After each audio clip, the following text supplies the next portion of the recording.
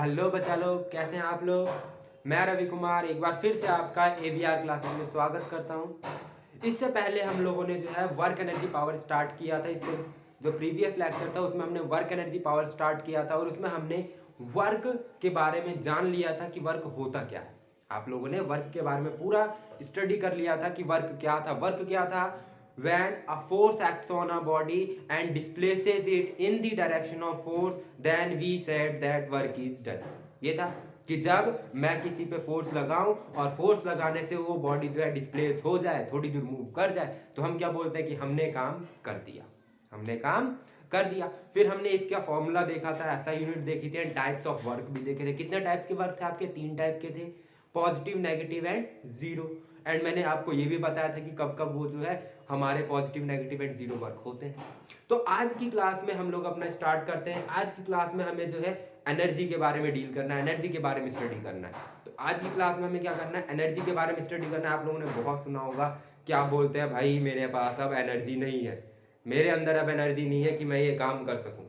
बोलते हो ना कि अरे अब मेरे अंदर एनर्जी नहीं है, मैं नहीं काम करने का, है ना। तो मतलब आप बताना क्या चाहते हो कि अब आप ये बताना चाहते हो कि अब आपके अंदर ये एबिलिटी नहीं है कि अब आप वो काम कर सको। अब आप बताना क्या चाहते हो कि अब आपके अंदर वो एबिलिटी नहीं है कि आप वो काम कर सको। तो एक तरह से हमारा एनर्जी बताता क्या है कि एबिलिटी ऑफ डूइंग वर्क, कि आप वो काम कर सकते हो कि नहीं कर सकते हो। ये क्या बताता है? हमारा एनर्जी बताता है।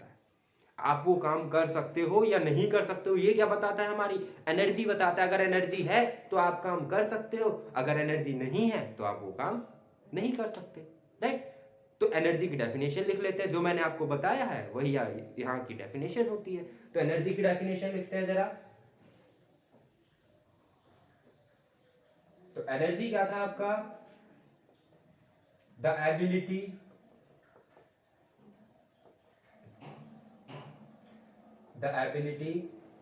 To do work.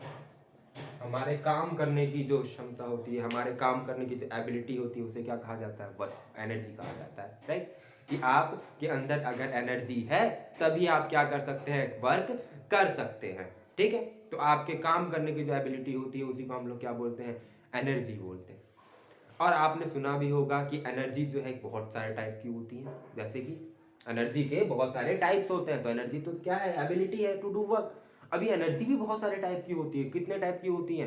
आप लोगों ने बहुत सारे टाइप्स की एनर्जी पढ़ी होगी, बहुत सारे। तो देखिए कौन कौन से टाइप की एनर्जी पढ़ी है। सबसे पहला आपने पढ़ा होगा लाइट एनर्जी।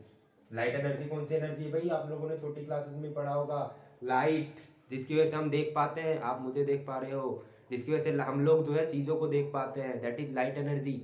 लाइट एनर्जी की वजह से ही सब कुछ विजिबल है, डार्क में कुछ नहीं दिखता। तो लाइट भी क्या है? एक एनर्जी है। दूसरा, लाइट के बाद दूसरा कौन आता है? बोलो। Sound energy. उसके बाद बोलो थर्ड। थर्ड क्या है आपका? Mechanical energy. उसके अलावा एटॉमिक एनर्जी या न्यूक्लियर एनर्जी।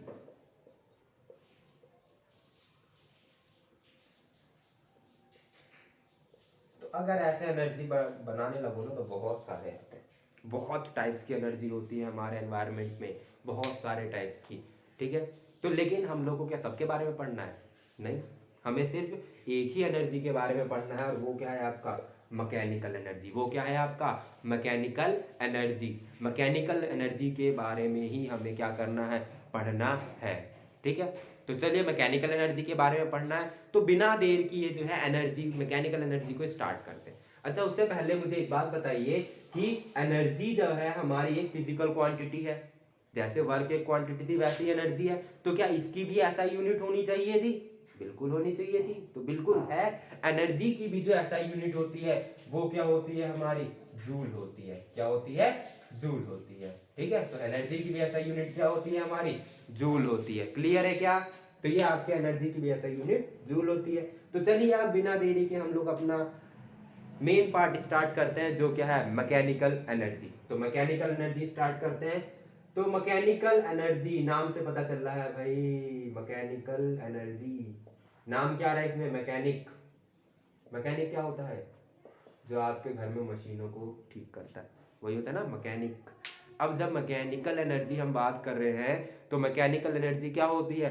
मैकेनिकल एनर्जी होती है the energy possessed by any object, the energy possessed by any object by virtue of its position, by virtue of its position or motion is known as mechanical energy. आपके घर में जो mechanic आता है वो क्या करता है? मशीनों को ठीक करने के लिए आता है। मशीनों में वो बेसिकली ठीक क्या करता है? उन चीजों को ठीक करता है जो मूविंग होते हैं, राइट। तो मूविंग का मतलब क्या है कि वहां भी मोशन हो रहा है ना, तो इसीलिए उसे मैकेनिक बोला जाता है। यहाँ पर देखिए आपका क्या है? Mechanical energy. ये कौन सी एनर्जी है? ये वो एनर्जी है जो किसी भी ऑब्जेक्ट के अंदर क्या होता है, जब उसके अंदर मोशन होता है या उसके पोजीशन होती है तो हम क्या बोलते हैं कि उसके अंदर मैकेनिकल एनर्जी है।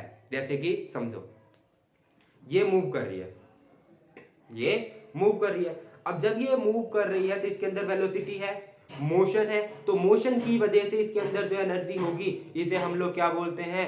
काइनेटिक एनर्जी बोलते हैं, या इसे भी मैकेनिकल एनर्जी बोला जाएगा, ठीक है। उसके अलावा यहाँ पे देखो, यहाँ पर है, इसको जैसे ही मैं छोड़ूंगा ये नीचे की ओर मूव करेगा। अगर ये नीचे की ओर मूव कर रहा है इसका मतलब है कि इसके पास कोई ना कोई एनर्जी होगी। अगर ये नीचे की ओर मूव कर रहा है तो मतलब सीधी सीधी बात है भाई, इसके पास एनर्जी है। अगर एनर्जी नहीं होती तो ये क्या कहता है? ले भैया मेरे अंदर एनर्जी है, मैं ना जा रहा। यही कहता है ये कि मेरे अंदर एनर्जी नहीं है, मैं नहीं जा रहा, ला लो मुझे जितना हिला सकते हो। तो अगर इसके पास एनर्जी है तभी तो ये नीचे की ओर मूव कर रहा है। मीन्स क्या है कि इसके पास एनर्जी है, इसी वजह से नीचे मूव कर रहा है। तो यहाँ पे पोजीशन की वजह से भी क्या हो गई? एनर्जी आती है, ठीक है। तो हमें दो के बारे में पढ़ना है, एक ड्यू टू मोशन और ड्यू टू पोजीशन। तो चलिए इसकी डेफिनेशन लिखते हैं। तो काइनेटिक एनर्जी की डेफिनेशन, वो मैकेनिकल एनर्जी की डेफिनेशन क्या होती है? The energy possessed, the energy possessed by an object, the energy possessed by an object by virtue of, the energy possessed by an object by virtue of its position, by virtue of its position or motion is called mechanical energy. तो जैसा मैंने definition आपको बताया था वही मैं लिख रहा हूं, क्या कि किसी भी बॉडी के अंदर या ऑब्जेक्ट के अंदर उसके मोशन एंड उसके पोजीशन की वजह से जो एनर्जी आती है उसे हम क्या बोलते हैं? मैकेनिकल एनर्जी बोलते हैं। क्लियर है? चलिए मैकेनिकल एनर्जी तो हमने डेफिनेशन तो समझ ली। अब ये होता क्या है? तो देखिए मैकेनिकल एनर्जी जो होता है वो आपका होता है, mechanical energy is mechanical energy is sum of kinetic energy, oh my god ये कौन सा नया नाम आ गया अब ये, kinetic energy and potential energy। अब ये दो नए नए नाम कहाँ से आ गए जी? कहाँ से निकल गए दोनों? तो देखिए कहाँ से निकले। तो इसको पहले एक फॉर्मुलेटेड फॉर्म में लिख लेते हैं। मैकेनिकल एनर्जी को आपका एमई बोलते हैं, काइनेटिक एनर्जी आपका के होता है और पोटेंशियल एनर्जी आपका पीई होता है। इसको शॉर्ट डिनोटेशन है, ठीक है। तो आपका मैकेनिकल एनर्जी जो होता है वो क्या होता है? Kinetic energy plus potential energy होता है। अब ये दोनों सिंगल सिंगल क्या बला है? काइनेटिक एनर्जी क्या बला है, पोटेंशियल एनर्जी क्या बला है। तो चलिए देखते हैं काइनेटिक एनर्जी क्या बला है एंड पोटेंशियल एनर्जी क्या बला है। तो जरा इनके बारे में थोड़ा सा बात करते हैं। काइनेटिक एनर्जी क्या है? ये कहीं भी वर्ड आ जाए काइनेटिक, काइनेटिक का मतलब क्या होता है? मूवमेंट। काइनेटिक का मतलब क्या होता है? मूवमेंट। काइनेटिक का मतलब मूवमेंट होता है। तो काइनेटिक एनर्जी किससे रिलेटेड होगा? मूवमेंट से रिलेटेड होगा। मींस कि अगर कभी भी किसी ऑब्जेक्ट के मोशन की वजह से उसके अंदर एनर्जी आती है तो हम क्या कहते हैं कि भैया ये काइनेटिक एनर्जी है। दोबारा से सुनो, अगर कभी भी किसी ऑब्जेक्ट के मोशन की वजह से उसके अंदर एनर्जी आती है तो हम क्या बोलते हैं कि ये काइनेटिक एनर्जी है। तो उस एनर्जी को क्या कहा जाता है? काइनेटिक एनर्जी कहा जाता है, राइट। तो इसको जरा इंग्लिश में डेफिनेशन लिखते हैं।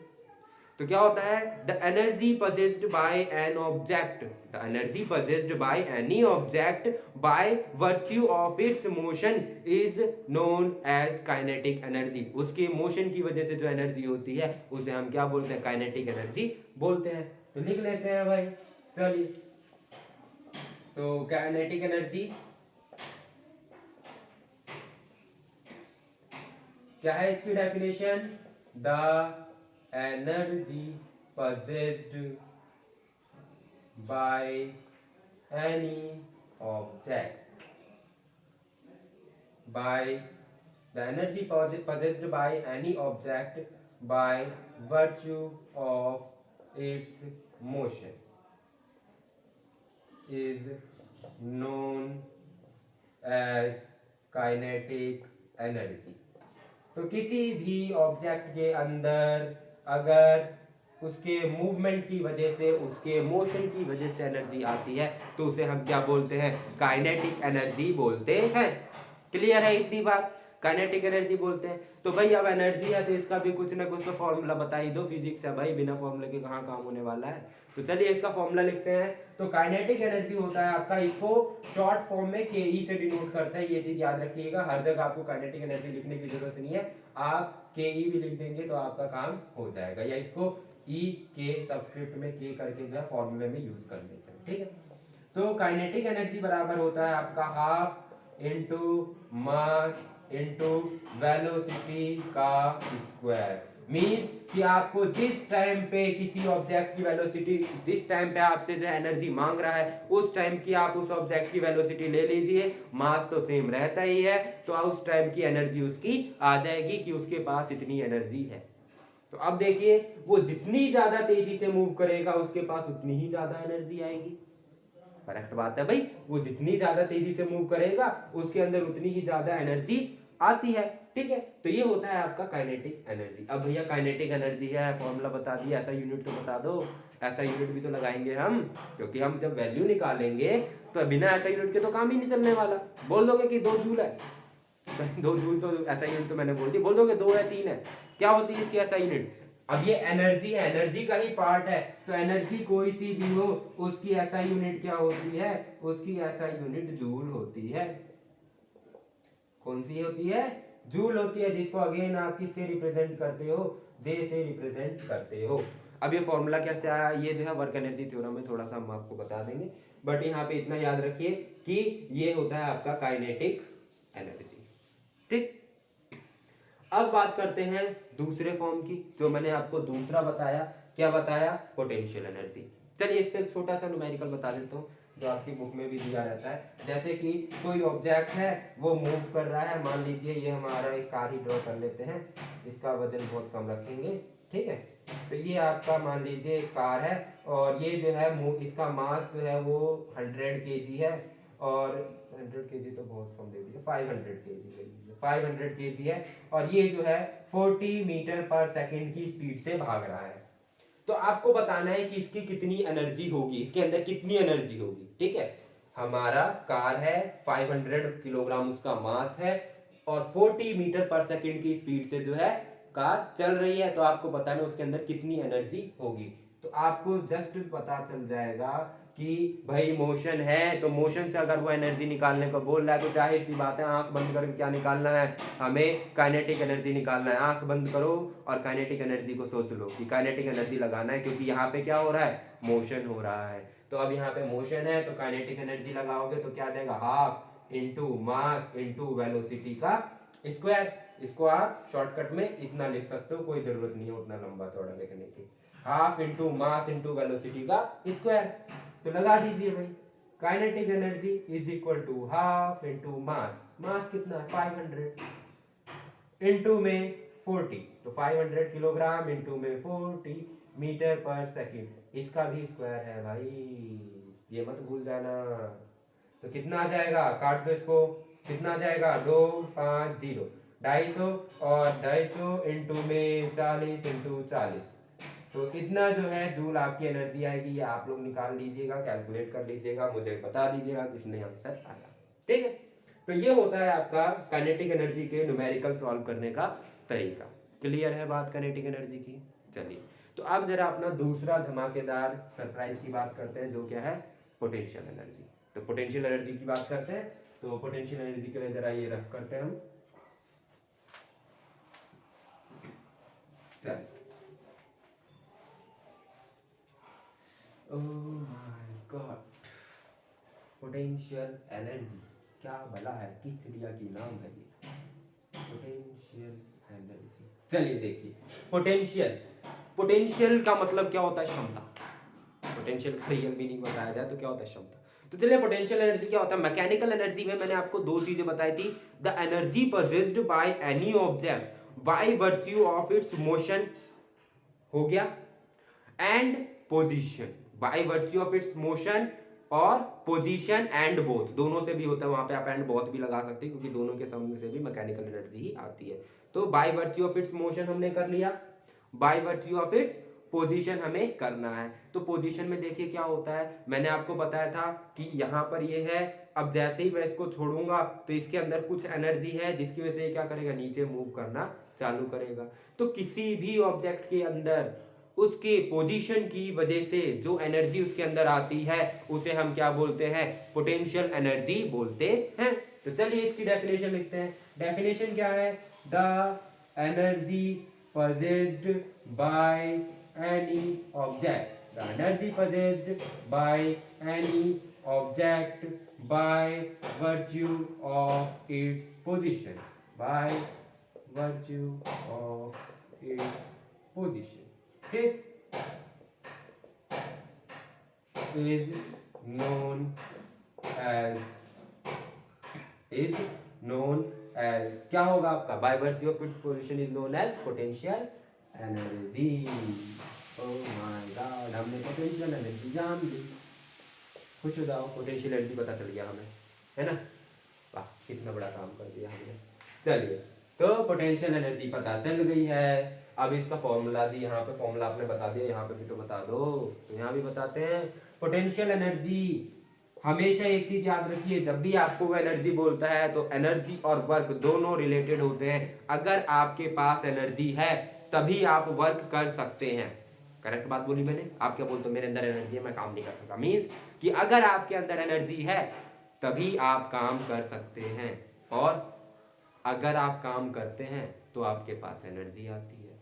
देखो कार चल रही थी तो काइनेटिक एनर्जी आई, ये यहाँ पर है तो इसके अंदर पोटेंशियल एनर्जी आई, और ये जब नीचे गिरेगा तो अगेन ये मूव करने लग गया तो फिर काइनेटिक एनर्जी आ गई। मीन्स कि अगर किसी के पास एनर्जी है तो वो काम कर रहा है, अगर काम कर रहा है तो एनर्जी है, दोनों इंटर रिलेटेड बात हो गई, हुई कि नहीं हुई भाई। तो जाहिर सी बात है कि यहाँ पे आपको एनर्जी निकालनी है, यहाँ भी वर्क निकाल दो, यहाँ पर भी हम वर्क से ही ये फॉर्मूला आता है, यहाँ भी ये फॉर्मूला जो आएगा ये वर्क से ही आता है, ठीक है। तो यहाँ पे अगर आपको पता है कि भैया एनर्जी हमें निकालनी है, ये वाला फॉर्मूला मैं बताऊंगा आपको, डिराइव करवाऊंगा वर्क एनर्जी थ्योरम में, ये वाला फॉर्मूला आपको ड्राइव करवाना है, नेक्स्ट क्लास में हम लोग करेंगे वर्क एनर्जी थ्योरम।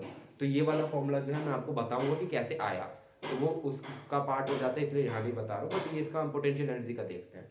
तो पोटेंशियल एनर्जी में मैं क्या कह रहा हूं कि आप क्या करो, वर्क निकाल दो तो आपको पता चल जाएगा कि भैया हमारे अंदर कितनी एनर्जी स्टोर हुई है या कितनी एनर्जी है। तो देखो हम क्या करते हैं, पोजीशन का मतलब क्या है कि कोई ऑब्जेक्ट यहाँ पर है, ये हमारी अर्थ की सरफेस है, ये ऑब्जेक्ट क्या है, h हाइट ऊपर है, इतना तो क्लियर होगा कि ऑब्जेक्ट हमने ये मान के चलो, ये हमारे अर्थ की सरफेस हो गई, ये हाइट ऑब्जेक्ट जो है h हाइट ऊपर है, तो यही मैंने यहाँ पे ड्रॉ कर दिया। अब इसको मैं छोड़ूंगा तो नीचे मूव करेगा। अब ये मूव क्यों कर रहा है, कौन है इसको खींचने वाला, कोई फोर्स तो होना चाहिए ना खींचने के लिए, तभी तो ये मूव करेगा।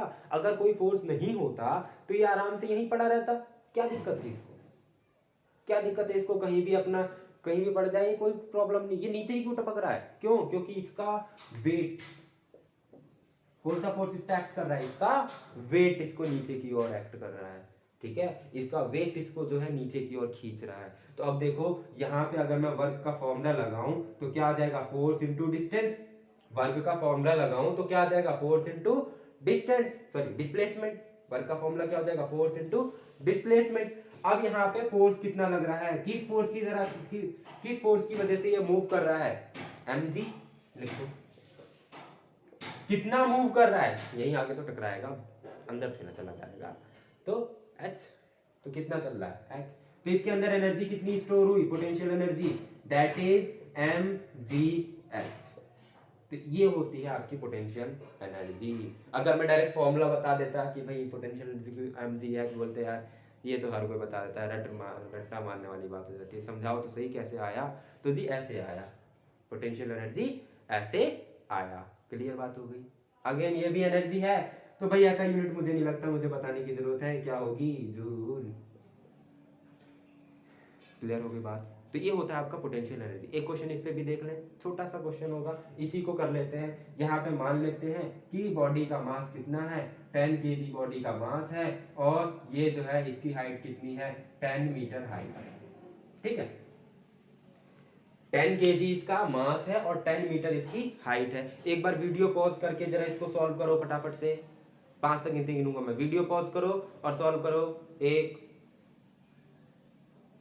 चलिए मैं करता हूं, जिनका हो गया वो जरा आंसर मैच करेंगे।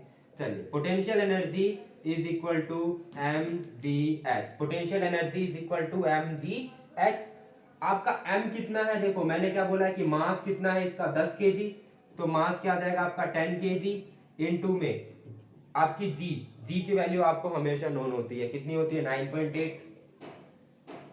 9.8 मीटर पर सेकंड स्क्वायर। जब तक आपको वो बोलता नहीं है कि हाँ भैया 10 लेनी है, तब तक आपको 9.8 ही लेनी होती है, ये चीज याद रखिएगा। ठीक है, तो ये कितनी होती है 9.8, और आपका h कितना हो जाता है 10 मीटर, तो ये कितना हो जाता है 10, 98 एंड 980, तो ये कितना हो जाएगा आपका 980 जूल पोटेंशियल एनर्जी। क्लियर है, सबका यही आया था भाई। तो ये होता है आपका 980 joule potential energy, 980 joule potential energy. Clear, तो ये होता है आपका काइनेटिक एनर्जी एंड ये होता है आपका पोटेंशियल एनर्जी। और इन दोनों को जोड़ दोगे, इन दोनों को ऐड कर दोगे, तो आपका क्या आ जाता है, मैकेनिकल एनर्जी आ जाता है। क्या आता है, मैकेनिकल एनर्जी। तो अब नेक्स्ट क्लास में हम लोग को क्या करना है, आज की वीडियो में बेसिकली हमें इतना ही करना है, वरना वीडियो ज़्यादा लंबी हो जाएगी, तो वीडियो को ज़्यादा लंबी नहीं करते हैं। तो आज की वीडियो में इतना ही रखते हैं, आज के लेक्चर में इतना ही रखते हैं। इसके बाद हमें क्या करना है, वर्क एनर्जी थ्योरम करना है, वो नेक्स्ट लेक्चर में चलेगा, पूरा नेक्स्ट लेक्चर उसी पे होगा। फिर हमें कंजर्वेशन ऑफ एनर्जी बताऊंगा आपको, सबसे मेन पार्ट, कि कैसे हमारी एनर्जी कंजर्व रहती है, कैसे हमारी एनर्जी कंजर्व रहती है। इन दोनों का केस लेके हम लोग क्या करेंगे, एनर्जी कंजर्वेशन देखेंगे कि एनर्जी कैसे कंजर्व होती है। देन फिर अपना कॉलिजन का पार्ट, उसके बाद पावर, सॉरी कॉलिजन तो मोमेंटम था, देन इसके बाद फिर आपका पावर वाला पार्ट हो जाता है। राइट, तो तब तक के लिए पढ़ते रहिए और देखते रहिए AVR क्लासेस।